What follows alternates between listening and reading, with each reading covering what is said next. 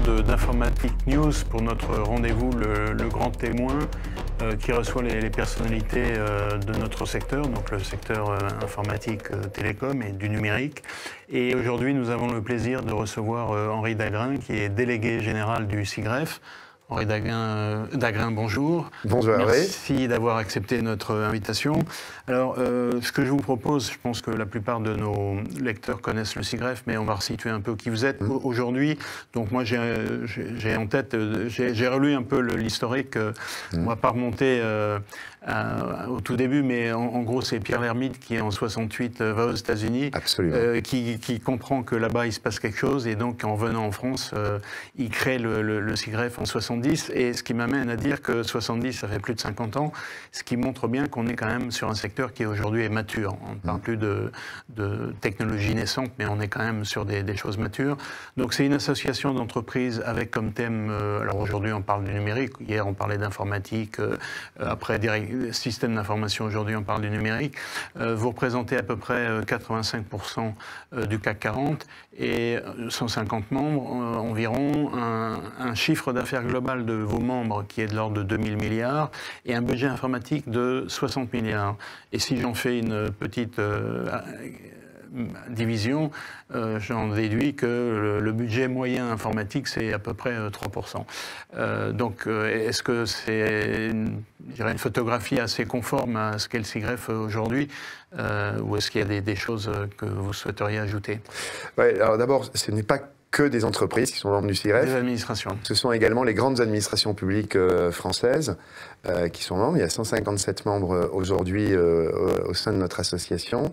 Alors, les chiffres, il faut les manier avec quelques précautions, hein, parce que le chiffre d'affaires d'une grande entreprise internationale et le budget d'une grande administration publique, ça ne s'additionne pas exactement comme ça, mais ça donne un ordre de grandeur. Donc aujourd'hui, c'est vrai, c'est un peu plus de 2000 milliards de chiffre d'affaires consolidé sur l'ensemble des membres du SIGREF, et c'est aujourd'hui plutôt 70 milliards de cash-out annuel qui représente donc la dépense en équipement informatique, en services numériques de nos adhérents.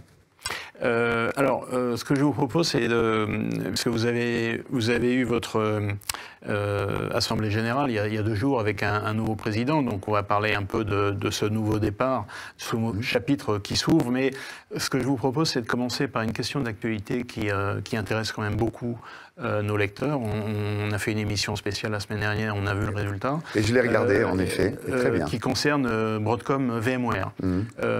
Vous avez fait passer une note, il y a eu un certain nombre d'interventions, mais vous avez fait passer une note dans une note qui a été diffusée auprès de vos membres, et j'ai une citation où vous parlez de comportements inédits par leur brutalité et leur mépris des clients. Donc c'est par rapport à un langage, un vocabulaire relativement modéré du SIGREF, c'est quand même quelque chose d'assez percutant. Quelle analyse vous faites de la situation? Quels sont les moyens d'action, je dirais, de vos membres et plus généralement des entreprises par rapport à ce qu'on pourrait appeler l'équivalent, pas d'un coup d'État, mais enfin c'est quand même quelque chose de très important qui va toucher toutes les entreprises. Et est-ce qu'on peut envisager une sorte de class action à la française, par exemple? Alors, je pense qu'on a un langage qui reste quand même modéré, courtois, même si on a des choses à se dire. Je note que les avocats eux-mêmes d'AT&T aux États-Unis, dans leur plainte qu'ils ont déposée auprès de la Cour suprême de l'État de New York, parlent d'extorsion, parlent de rançon. Rançon de roi, c'est l'expression qu'ils utilisent. Vous voyez, on reste quand même en parlant par rapport à ça, oui, de brutalité, de mépris, on reste dans les limites de la courtoisie que l'on doit même à vis-à-vis de comportements abusifs. Aujourd'hui, alors attention, la notion de class action, c'est un peu compliqué, oui. Parce que notamment quand vous allez devant un tribunal de commerce pour contester des abus contractuels en droit des contrats de votre fournisseur, ça ne peut pas être une class action, ça ne se fait pas en France. Enfin, je crois que ça n'existe pas. Je ne suis pas juriste, donc je reste prudent sur mon expression. En revanche, ce que nous avons fait, et ça peut adhérents du CIREF, nous avons déposé auprès de l'autorité de concurrence européenne, la DG Compétition, Oui. une saisine, dans laquelle, par le biais de nos avocats, dans laquelle eh bien, nous faisons état de toutes les observations qui nous sont remontées de nos adhérents, et qui décrivent toutes les pratiques abusives que nous avons pu constater, et comment, effectivement, nous argumentons sur le fait que nous estimons que ce sont, en droit de la concurrence, l'exploitation abusive d'une position dominante. Qu'est-ce que vous en attendez ? D'abord, auprès de la DG Compétition, nous ne sommes pas les seuls à avoir une action actuellement.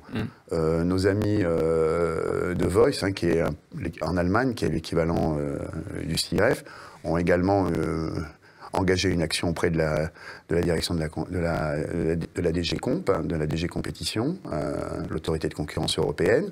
Il y a d'autres associations qui l'ont fait, des associations professionnelles, notamment qui représentent eh bien, les prestataires qui étaient soit des revendeurs, des utilisateurs de VMware au profit de leurs clients.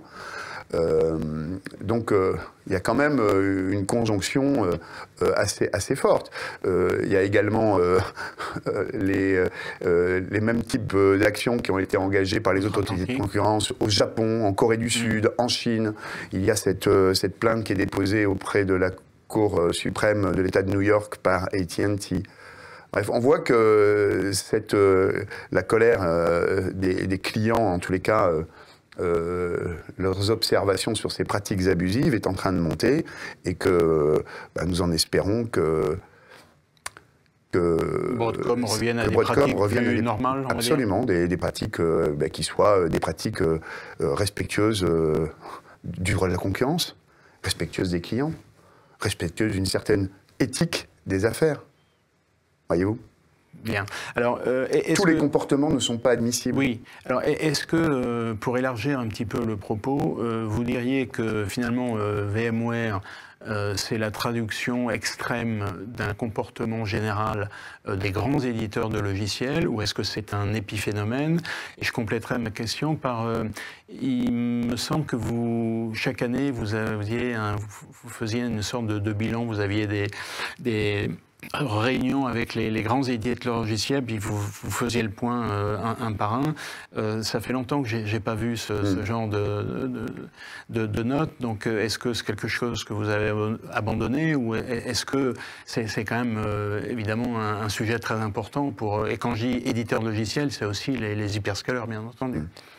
Le conseil d'administration du CIREF a décidé de changer son fusil d'épaule et de modifier ce qu'on appelle le club relations fournisseurs, dans lequel on menait ces travaux avec les principaux éditeurs. En fait, ça fait plusieurs années que ce dialogue est engagé, depuis de très nombreuses années. Je rappelle qu'en 1970, le CIREF, un des objectifs du CIREF, c'était d'engager un dialogue collectif avec le fournisseur hégémonique de l'époque, qui était IBM. Oui. Vous voyez, ça fait partie de l'histoire du CIREF de maintenir ce dialogue avec les principaux fournisseurs, mais pour faire quoi? Pour traiter les irritants collectivement constatés par les adhérents du CIREF. Bon, tout modèle s'effrite à un moment. Notre club relations fournisseurs ne produisait pas ou peu les effets attendus. Donc nous avons décidé de changer notre fusil d'épaule, notamment à la lumière de ce que nous avons effectué sur le cas Broadcom, pour renforcer la capacité eh bien de servir les intérêts de nos adhérents. Alors quand vous dites ne fournissez pas les effets attendus, c'est-à-dire que pas suffisamment. Les comportements de ces grands éditeurs, de ces hyperscalers ne changeaient pas à la hauteur de vos espérances, absolument, de vos attentes. Mais alors comment faire pour les faire reculer alors, enfin, en tout cas pour les faire revenir à... Alors, il ne s'agit pas de faire reculer, il ne s'agit pas de gagner des bras de fer et ainsi de suite. Il s'agit de maintenir une capacité collective. Nous, on représente les intérêts collectifs de nos adhérents. Et nous ne nous substituons pas, par ailleurs, à ce que font chacun de nos adhérents dans leur relation normale avec leurs fournisseurs. En revanche, quand on constate qu'il y a des irritants qui sont collectivement constatés par nos adhérents, ceux qui sont les plus flagrants, nous allons les traiter de manière collective, comme on a pu le faire sur le cas de Broadcom. C'est ce que nous allons essayer de faire. Ok. Alors, on va parler aussi de votre rapport stratégique que vous avez publié à l'occasion de l'Assemblée Générale. Donc, un document assez volumineux, 150 pages. Bon, pour être franc, je ne l'ai pas lu en entier, mais enfin, j'ai quand même parcouru. Il y a énormément de choses. Alors, je commencerai par un point qui est dans l'introduction par votre président qui pose la question au nom de quoi et au nom de qui agissons-nous lorsqu'on nous décidons de numériser.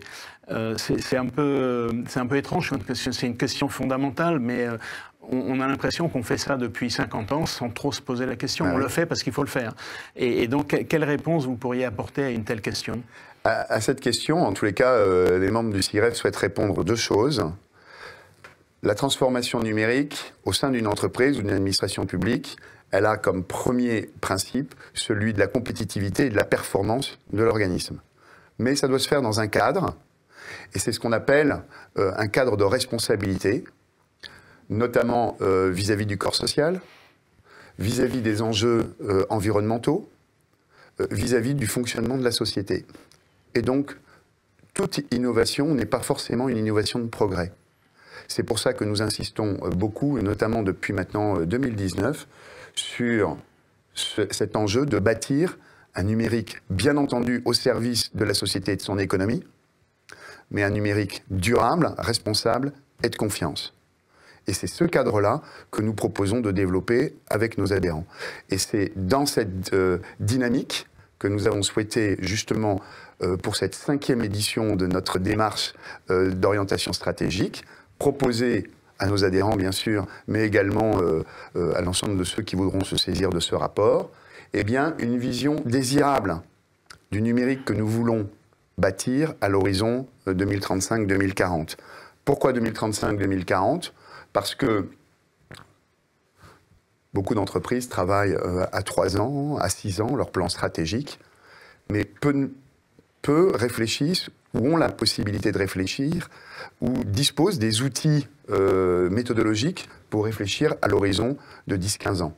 Ça nécessite un travail méthodologique que nous faisons d'ailleurs depuis le début de notre démarche qui a été lancée en 2019 avec un cabinet qui nous accompagne dans cette démarche, qui s'appelle Futurible, qui est spécialisé dans les travaux de prospective. Et donc, eux nous apportent toute la rigueur méthodologique, tous les outils méthodologiques qui permettent de se projeter à l'horizon de 10 à 15 ans. Alors, justement, une question que ça me fait poser, c'est cette prospective à 2030. 2030, c'est demain, enfin, c'est dans 6 ans. Si on regarde, par exemple, des fournisseurs comme SAP, l'évolution de RISE with SAP, on parle de 2027-2030. Donc, ce sont des questions qu'il faut se poser aujourd'hui. 2030, 2040, déjà 2040, ça semble un petit peu loin. Et est-ce que c'est pas... C'est pour ça que ça semble... C'est pour ça qu'il faut faire de la prospective. Voilà, mais alors ma question, c'est justement, est-ce que c'est pas une gageure de faire de la prospective à ce terme-là? Parce que si on se reporte un peu en arrière, regardez, ChatGPT a explosé, donc l'IA générative a explosé en novembre 2022, il y a 2 ans. Si vous aviez fait ce rapport il y a 3-4 ans, vous seriez passé à côté, je dirais, d'une problématique qui est apparue tout d'un coup et pour laquelle on n'avait pas beaucoup de réflexion à l'époque. Attention. On parlait d'intelligence artificielle depuis très longtemps. Mais attendez, je crois que vous faites une confusion. Okay. La prospective, c'est pas un exercice prédictif. Non, j'entends bien. Ni prescriptif. La prospective, c'est un travail de rigueur dans lequel on définit des archétypes qui permettent non pas de prédire ce qui va se passer ou de prédire ce qu'il faut faire, mais donner un cadre de rigueur qui permette de projeter sa propre réflexion à la lumière de cette méthode que l'on propose. Voyez-vous ?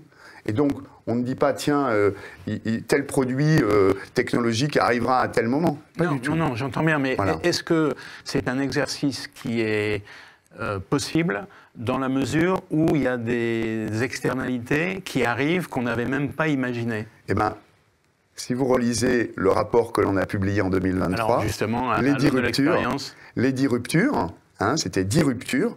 On avait identifié en fait quasiment une vingtaine de ruptures. On a choisi d'en traiter 10 parce qu'on ne pouvait pas tout traiter. Et c'est sur ces 10 ruptures, eh bien, elles arriveront ou elles n'arriveront pas, mais en tous les cas, elles proposent un cadre méthodologique pour les appréhender. D'accord. Donc en gros, c'est une méthode, c'est plus une méthode de raisonnement qui permet d'intégrer des événements qu'on n'aurait pas prévus et de voilà. continuer à et de se projeter en se disant, eh bien, on n'est pas à l'abri de différents types de ruptures. D'ailleurs, c'est pour ça qu'on décompose en général la réflexion prospective entre les tendances lourdes, les tendances émergentes, hein, les incertitudes, et puis ce qu'on appelle les wildcards, c'est-à-dire les événements à très faible probabilité, hein, d'occurrence, mais à très fort impact. Toujours, oui. Voilà. Et tous nos travaux, c'est un travail essentiellement de méthode, voyez-vous. Et à travers toute cette suite de travaux que nous avons menés, nous proposons à nos adhérents, à nos lecteurs, à ceux qui veulent s'en saisir, un cadre méthodologique pour qu'eux-mêmes s'en saisissent et l'adaptent à leur propre réflexion. Alors, on va rentrer un petit peu plus dans le détail de ce rapport. Vous intervenez, vous, à titre personnel, dans le rapport, avec une note de contexte et que vous prenez une citation du général Sun Tzu qui dit « Celui qui n'a pas de stratégie est perdu sur le chemin de la guerre ». Alors, j'en conclus que finalement, on est dans une guerre, une guerre économique, mais malgré tout, une guerre. Et en fait, j'ai regardé un petit peu ce que voulait dire ce général. C'est en gros, c'est lancer tout un tas d'initiatives qui vont faire en sorte que l'adversaire va baisser les armes. Est-ce que vous pensez que finalement notre adversaire, enfin notre opposant, qui est principalement les États-Unis, puisque dans ce domaine du numérique, c'est quand même beaucoup les États-Unis, et un peu la Chine, mais surtout les États-Unis, est-ce que c'est un peu ce qu'ils sont en train de faire? Alors, entre eux, certainement. Dans la rivalité systémique entre les États-Unis et la Chine, chacun cherche à conserver une hégémonie sur une part du monde. Et cette hégémonie américaine, aujourd'hui, est contestée, notamment dans le domaine des technologies. Ce que nous, on propose, c'est plus que de faire baisser les armes à l'ennemi, c'est de disposer d'une stratégie qui permet soi-même de s'armer. Voyez ? Et c'est un réarmement stratégique et prospectif que nous proposons à travers cette démarche. Voilà. Parce que nous pensons que, notamment, ces sujets de la prospective, de la stratégie, de la géopolitique, sont des disciplines qui sont insuffisamment développées globalement dans les entreprises, et notamment la géopolitique. Je sais pas, regardez, hein, c'est David Bavrez, c'est un spécialiste de la Chine, un investisseur qui vit la moitié de son temps, je crois, à Hong Kong, a écrit une tribune tout à fait intéressante dans Le Monde le 13 septembre dernier, dans lequel il appelle justement les entreprises à se saisir, à changer leur logiciel de raisonnement en intégrant la discipline géopolitique dans leur réflexion. Je trouve que ça correspond exactement à ce que l'on veut faire avec cet exercice de prospective. Alors, on rentre un petit peu dans le contenu de ce rapport, puisque finalement, il traite des questions que se posent vos membres, hein, et les entreprises en général. Donc, ce rapport, il pose 5 questions fondamentales. En gros, il y a 5 grands chapitres. Donc, je les cite. Le numérique et l'environnement. Donc, ça, c'est un peu ce qui nous concerne tous, hein, les États-Unis, la Chine et l'Europe, indépendamment de tout le reste. La cybersécurité, le numérique facteur de cohésion sociale, le numérique et l'Europe, le numérique et la qualité de vie et la qualité de l'emploi. Alors on n'aura pas le temps de les traiter tous, mais je vous propose 2 thèmes. La cybersécurité avec une première réflexion, et vous me direz ce que vous en pensez. Alors évidemment, nous on en parle toutes les semaines parce qu'il se passe quelque chose toutes les semaines. Là il y a la directive NIS 2 qui vient d'être transposée en droit français. Pas encore. Alors, elle est passée au Conseil des ministres le 17 octobre, elle va être votée au Parlement, oui, on arrive. Il faut encore qu'elle soit votée. Voilà, mais elle le sera vraisemblablement, et on sait que, puisque le patron d'ANSSI a dit qu'il y aurait un délai de 3 ans pendant lequel il y aurait une certaine souplesse, mais une réflexion relativement simple qui est, on avait beaucoup parlé de cette question-là, de cybersécurité, à l'occasion des Jeux Olympiques, parce qu'il y avait des menaces quand même très très fortes qui pesaient, et on en a parlé très longtemps. important. Et puis, il ne s'est pas passé grand-chose. Le résultat, l'ANSSI même s'en est félicité. Est-ce qu'on pourrait, à votre avis, en conclure que finalement, lorsqu'on met les moyens, on arrive à un résultat qui est relativement satisfaisant, et que lorsqu'on a des problèmes, c'est que finalement, on n'avait peut-être pas porté assez d'attention à ce genre de problématiques. Deux observations. D'abord, effectivement, c'est un succès remarquable de la direction de l'information et des technologies de l'organisation des Jeux Olympiques. Hein.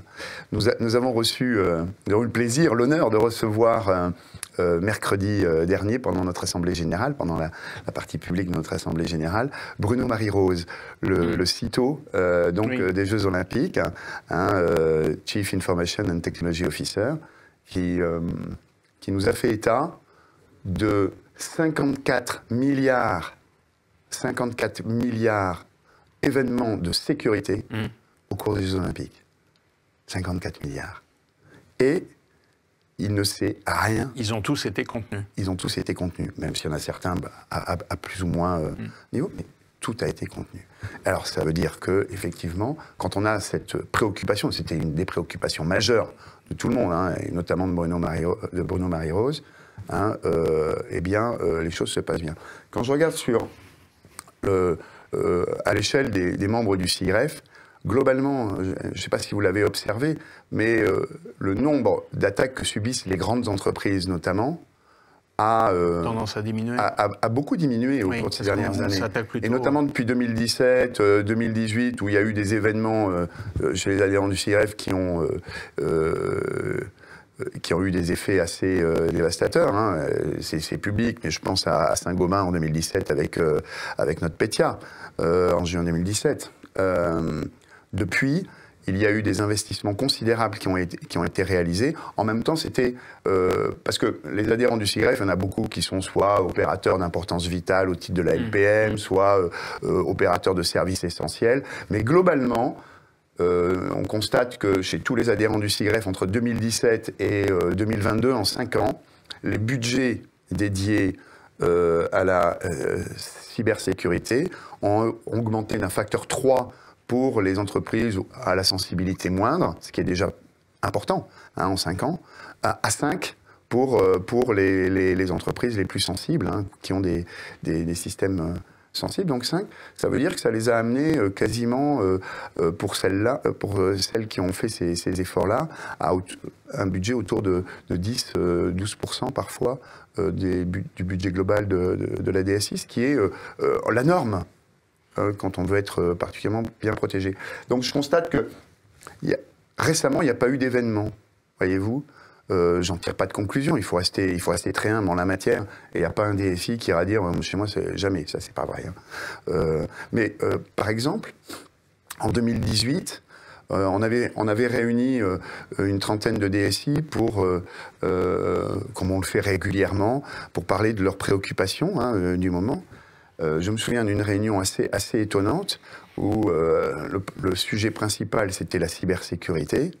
Vraiment, et même un DSI, une entreprise qui disait, moi, c'était en 2017 ou 2018, moi, ma préoccupation principale, c'est la boule au ventre que j'ai le vendredi soir quand je quitte mon bureau, c'est me dire, est-ce que c'est ce week-end que l'on active la cellule de crise? Vous voyez, ça a bien changé. Il y a eu vraiment une courbe d'apprentissage extrêmement rapide sur le sujet, une prise en considération de la réalité de la menace.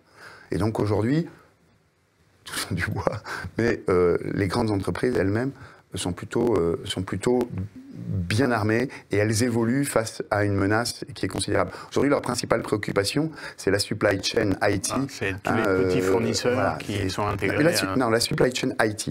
Voilà, mais même des grands. Quand on voit, par exemple, des affaires comme SolarWinds ou ce qui a touché Microsoft, là, fin 2023, comment? CrowdStrike. Et puis il y a le CrowdStrike, vous voyez. Voilà, donc ça, mais c'est la complexification de cette chaîne IT sur laquelle il y a une succession de responsabilités qui est éloignée des DSI. Donc ça, c'est un sujet d'attention pour tout le secteur. Et puis, il y a également la sécurité de toute la chaîne de fournisseurs, de TI, de PME, qui constituent le terreau, où là, il y a, dans certains secteurs d'activité, je cite par exemple l'aéronautique, c'est bien fait, cette sécurisation de toute la chaîne, et une société comme Airbus participe activement à cette sécurité.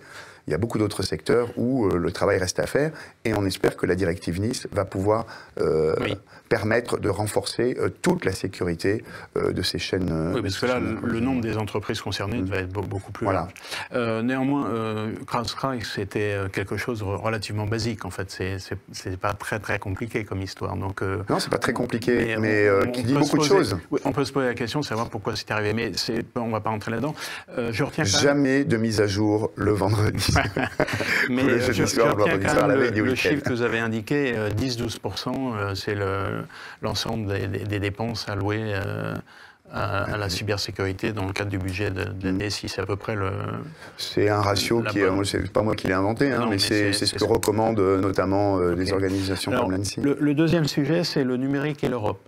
Et alors, je reprenais une interview que vous avez donnée à la revue du Digital, et vous énumérez des contraintes. Alors, je l'ai dit parce que... C'était pas une interview, Alors, c'était une reprise, mais... une conférence, et puis voilà. Mais enfin, je pense que le contenu est tout à fait le bon.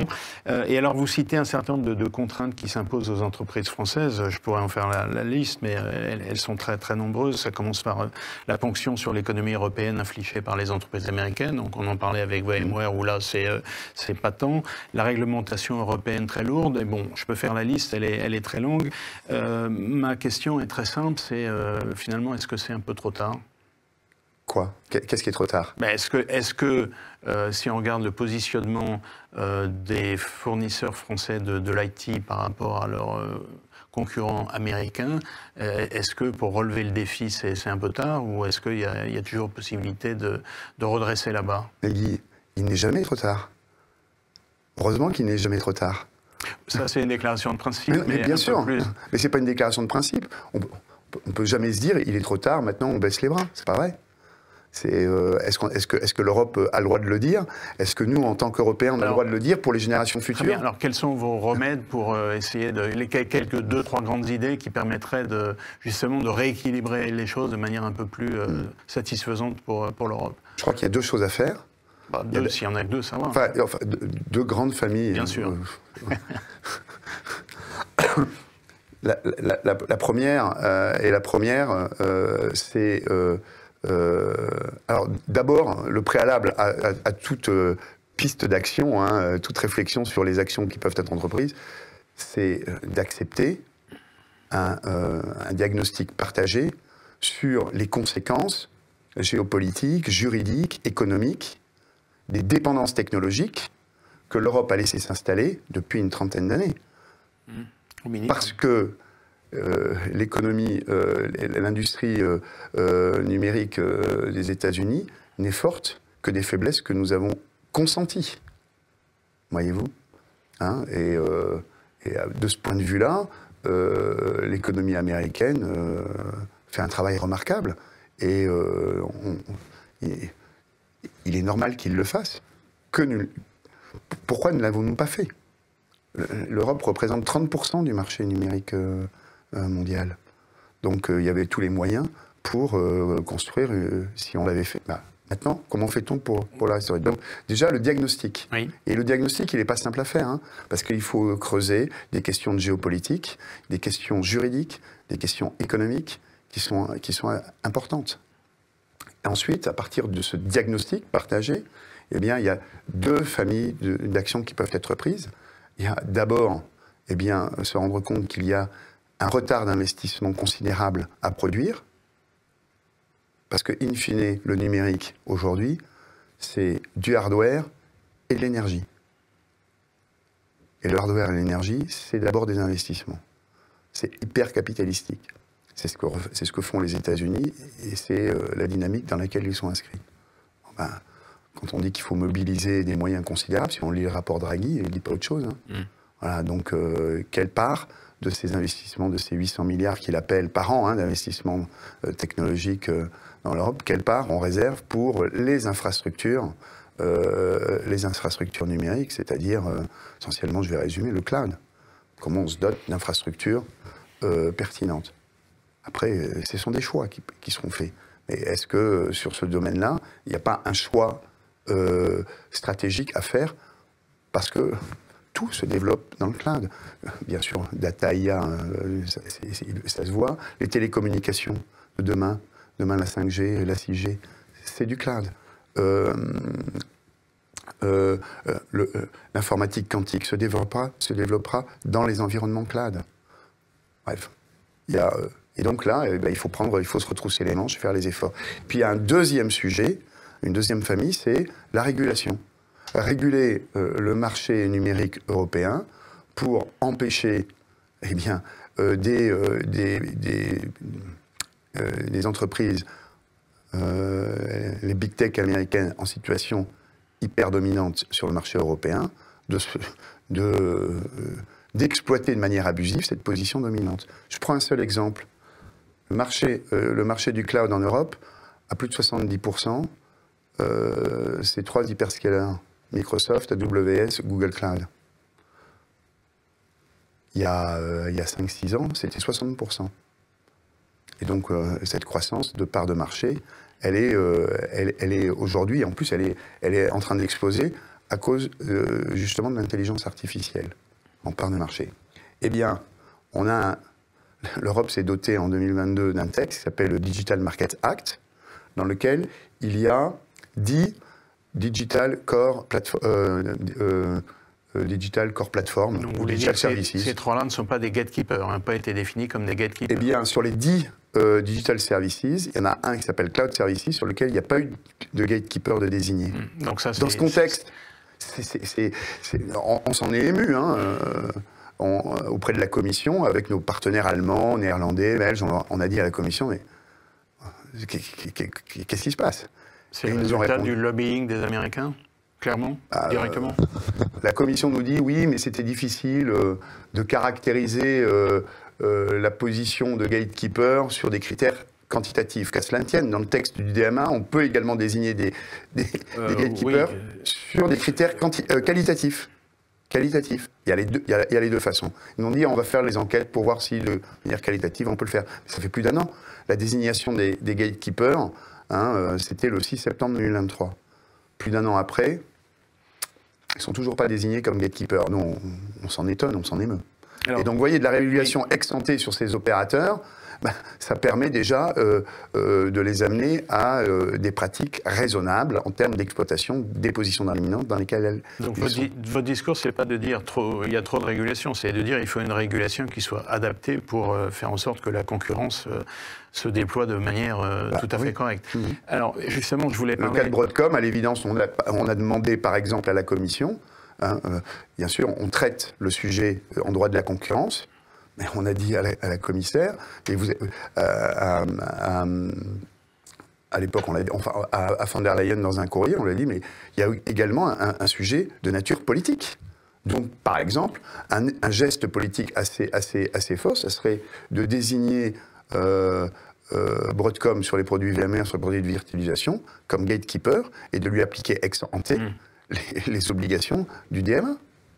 Il faut faire de la politique. Ça demande du courage, de faire de la politique. Alors, avant de parler de continuer sur le cloud, parce que c'est un sujet majeur qui concerne toutes les entreprises, l'exemple des télécoms, par exemple, si on fait le comparatif entre les États-Unis et l'Europe. Aux États-Unis, vous avez 3-4 fournisseurs de télécoms mobiles. En Europe, vous en avez 80, 100. Ce qui est c'est pas combien, mais c'est une aberration.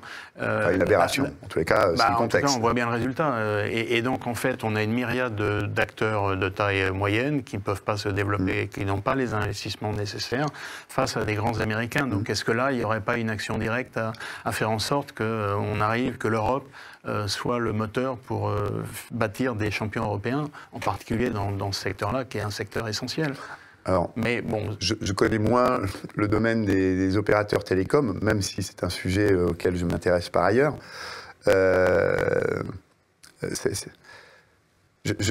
franchement, quand on voit en Chine 2 ou 3 opérateurs nationaux, aux États-Unis 2, voilà, bon, bah, évidemment, à un moment. Et d'ailleurs, c'est un sujet, il y a quelques années,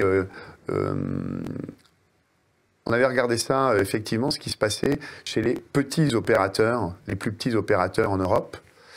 À l'époque, il y avait, c'était il y a 2-3 ans, il y avait, au moment où ces opérateurs voulaient déployer la 5G, il y avait notamment Huawei qui faisait le tour de ces petits opérateurs en disant, vous savez, la 5G, c'est très compliqué, c'est du cloud, Voilà. Alors, ce qu'on va faire, ce qu'on vous propose, vous vous occupez de ce que vous savez faire, la relation client, hein, vendre des forfaits, des téléphones, et nous, on va opérer votre réseau télécom. On va opérer votre réseau et on va vous l'installer. Et à qui appartient l'opérateur télécom dès lors que vous n'avez plus votre usine? Vous savez, c'est un peu... c'est la doctrine Churuk. Hein, oui. L'entreprise sans usine. Et à la fin, vous n'avez plus d'entreprise. Alors, si on prolonge sur le cloud, puisque vous avez engagé là-dessus, c'est un sujet évidemment très, très important. Vous avez rappelé les chiffres, hein, 70% sur le top 3. Il se trouve qu'en France, il y a quand même un certain nombre d'initiatives et d'acteurs importants, à commencer par OVH Cloud, Scaleway, Cloud Temple, Outscale, Numspot, il y en a beaucoup, qui ne demandent qu'à se développer. Et alors, il y a ça, il y a l'idée du cloud de confiance, alors cloud souverain, mais surtout cloud de confiance avec le SecNum Cloud qui permettrait à ces acteurs-là de se développer. Il y a des alliances, des initiatives comme Bleu, Essence, où là on a une approche un petit peu différente. Donc on voit bien qu'il y a plusieurs approches qui permettrait à des acteurs franco-français, en tout cas de cloud de confiance, de se développer. Est-ce que pour faire en sorte que tout ça puisse fonctionner, il faudrait de la commande publique? Et c'est un peu ce qui manque. Est-ce que c'est pas votre avis? Pas directement. D'abord, je pense que... pas moi qui le pense, hein, mais... J'en parle régulièrement avec le secteur public. La commande publique, à elle seule, ne peut pas faire un marché du cloud de confiance qui soit pérenne économiquement, qui soit viable économiquement, pour maintenir des services cloud à l'état de l'art. C'est un trop petit marché. Je crois que là, dans les dépenses cloud en France, je crois que là, les chiffres, c'est à peu près l'ordre de grandeur, mais ça représente moins de 5% des dépenses cloud en France. Alors je vais pousser le propos un petit peu en disant, est-ce que cette commande publique qui serait enrichie de la commande des membres du SIGREF, à elle seule, ne pourrait-elle pas permettre le développement d'un marché de ces acteurs-là? La position du CIRF sur ce sujet-là, c'est de dire qu'il n'y a pas de voie pour raisonner à l'échelle d'un pays de l'Union européenne, d'un État membre de l'Union européenne. Donc il faut des acteurs européens. Il n'y a pas d'autre voie pour créer des acteurs qui aient la viabilité économique de réaliser les investissements nécessaires qu'en dehors d'une perspective européenne. Et il n'y a pas d'autre voie également que, effectivement, de mutualiser la commande publique et la commande privée pour permettre le développement de ces acteurs. Et enfin, il faut que, dans un contexte où il y a des acteurs établis, eh bien, il faut créer de manière réglementaire, par la régulation, les conditions pour que ce marché émerge.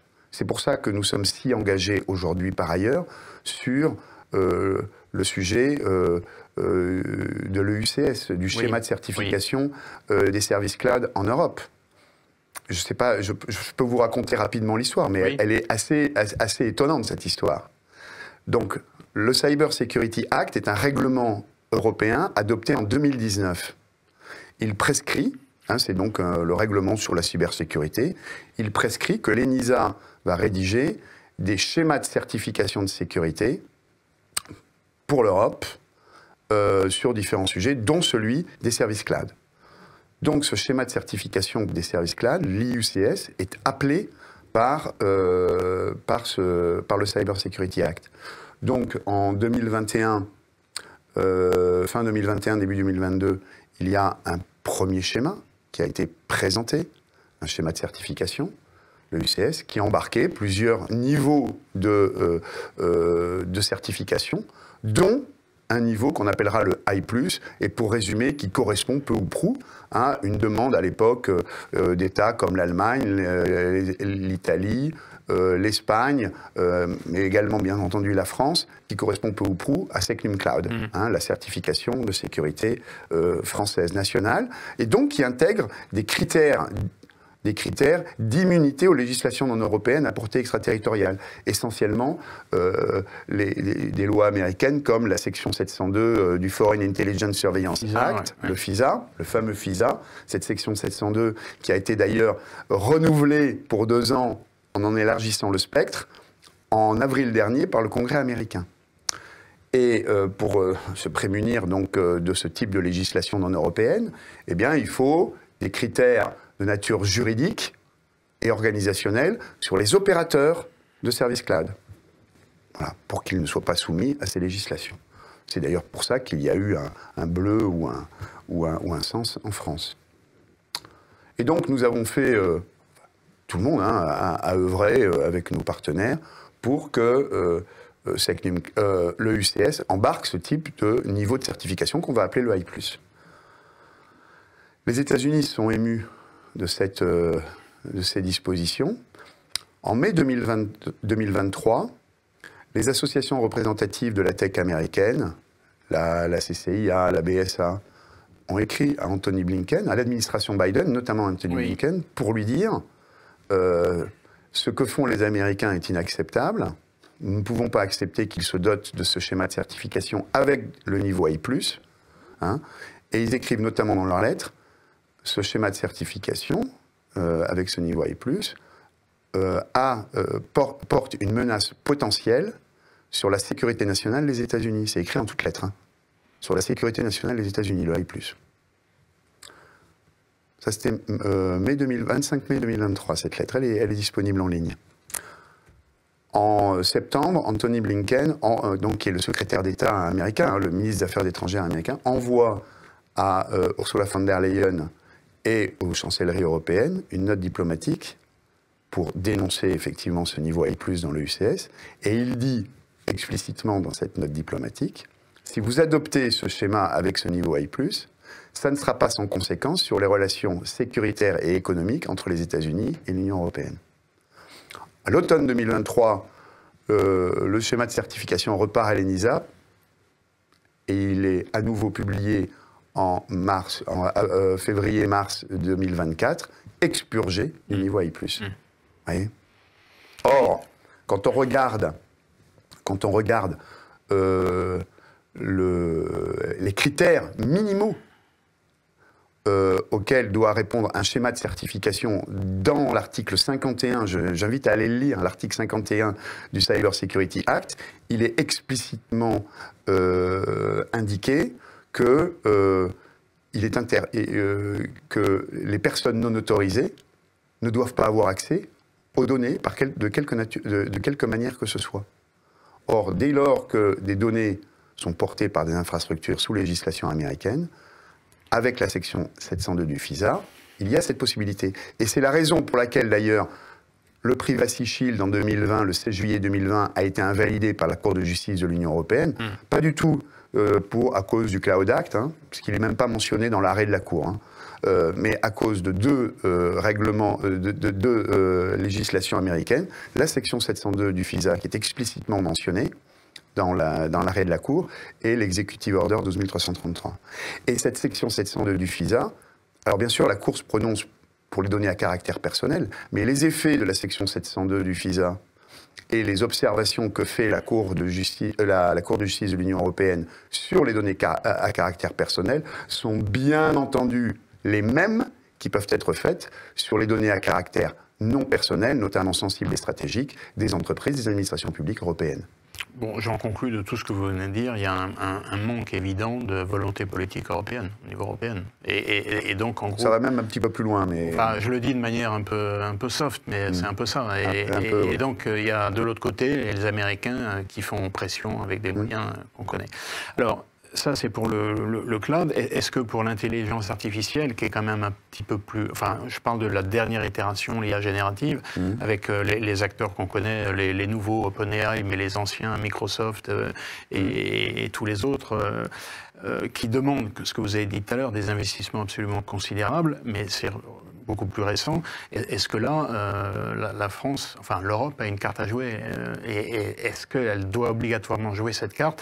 Parce que sinon, là, pour le coup, si on rate ce virage-là, ça aura des conséquences absolument dramatiques. Si on ne travaille pas sur les infrastructures, cloud, nécessaires, de toute façon, on ratera. Hein. In fine, l'intelligence artificielle, c'est d'abord, les investissements, c'est d'abord du data center. Et l'énergie pour les faire fonctionner. L'énergie, vous avez vu, Microsoft rachète Three Mile Islands, hein, cette centrale nucléaire de sinistre mémoire qui était de Tchernobyl avant Tchernobyl, hein, pour les gens de ma génération. Oui, enfin c'est en 78 et les conséquences ont été très importantes pour l'industrie nucléaire américaine. Mais il n'y a pas eu le... Non, mais on s'en souvient, moi je me souviens très bien.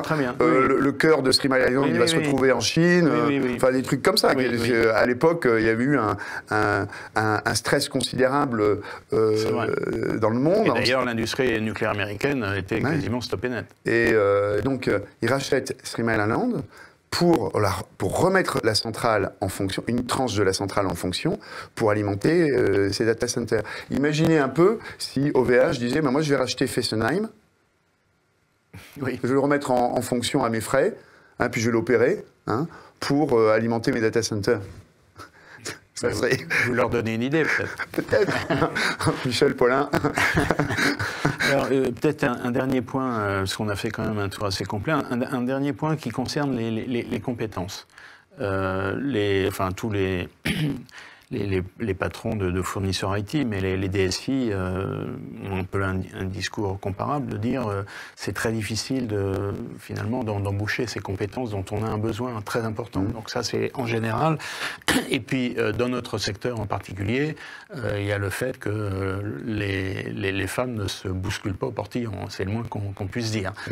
Et c'est pas une question de scientifique, pas scientifique, puisqu'on sait que dans les études de médecine, les femmes sont largement minoritaires. Donc, c'est même pas le débat. Donc, quel est l'état des lieux et quelles sont les réponses à apporter à ce problème-là? Je vais répondre, mais en prenant le cas des ingénieurs en informatique, d'ingénieurs numériques. Mais après, ces observations, elles sont valables pour tous les niveaux de formation, hein, qui sont tous nécessaires. Hein, et on ne limite pas notre réflexion uniquement. Mais ça permet de dire quelque chose. Voilà, en France, il nous manque en gros peut-être entre 8 000 et 10 000 ingénieurs informaticiens par an en France pour accompagner le mouvement. En tous les cas, de techniciens supérieurs, ingénieurs en France. Donc c'est un nombre assez conséquent. Et ce que l'on constate, c'est qu'effectivement, si on résout notre problème de manque de mixité dans ce secteur, et bien en même temps, on résout le problème de ces déficits de compétences que génère le monde académique. Alors c'est pas simple, hein, de former 10 000 personnes en plus par an. Il y avait l'ambition du gouvernement il y a 2 ans, c'était d'en former 400 000 en plus en 2027. Je ne sais pas où en est l'ambition, mais il faudrait regarder les chiffres.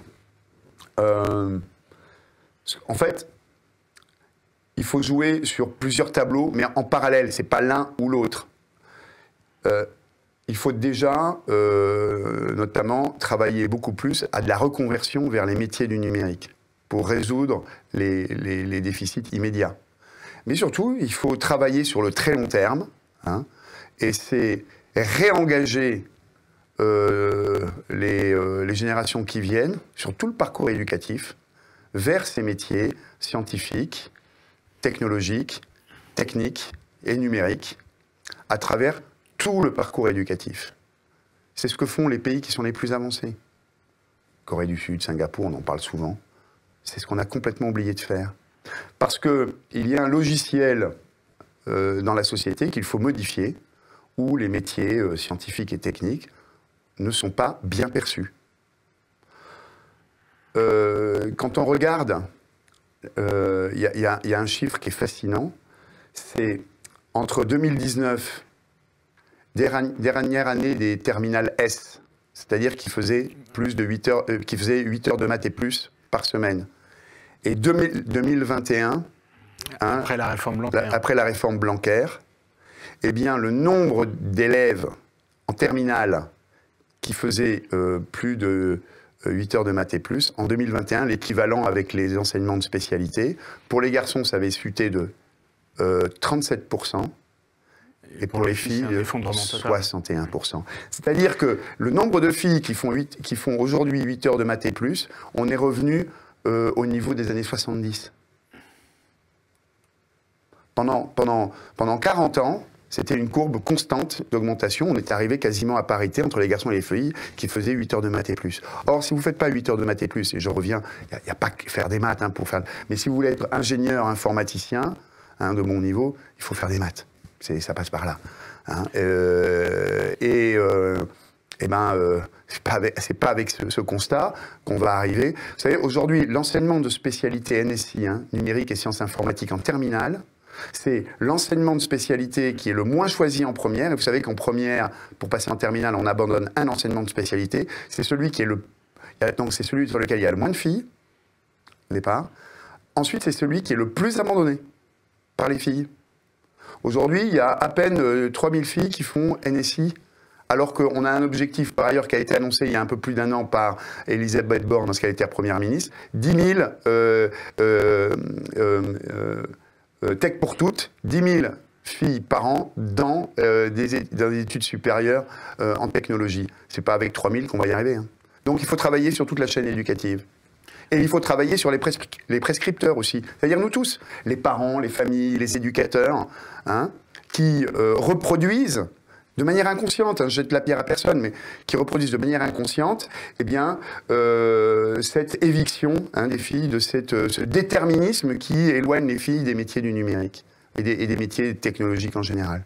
C'est notre responsabilité à tous, et donc c'est une responsabilité collective qui doit faire l'objet de politiques publiques sur tout le parcours éducatif pour restaurer une situation qui permettre de préparer l'avenir. Parce que France 2030, les enjeux climatiques, les enjeux environnementaux, les enjeux de réindustrialisation, ça se fera par la science, par la technique, par la technologie, par le numérique.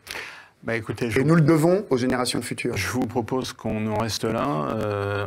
Peut-être qu'on invitera Jean-Michel Blanquer pour défendre sa réforme, parce que lui, il conteste encore tous ces faits que vous avancez là. Mais en tout cas, je crois que... C'est quoi, c'est ?